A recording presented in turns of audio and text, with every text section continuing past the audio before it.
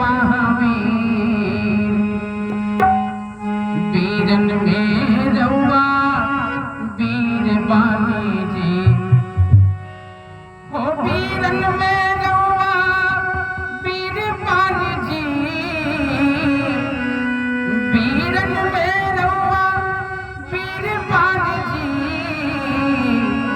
तो राउर नाम पड़ल बा हो राउर नाम पड़ल बा एही से महावीर वीरन में रउआ वीर बानी जी राउर नाम पड़ल बा एही से महावीर वीरन में रउआ वीर बानी जी राउर नाम